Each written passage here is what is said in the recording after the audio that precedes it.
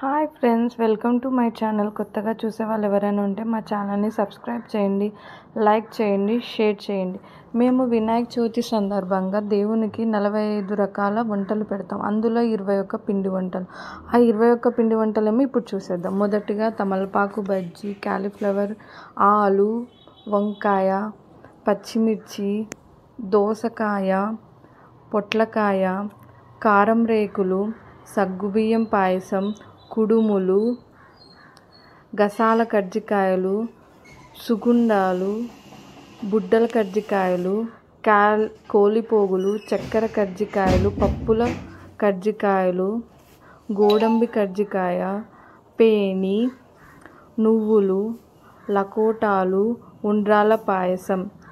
మేము 45 ఐటమ్స్ ఏమో కూడా లాస్ట్లో ఒక పిక్ పెడతాము, మీకు ఒక లుక్ చూసేయండి. Okay, thanks for watching. Please subscribe my channel.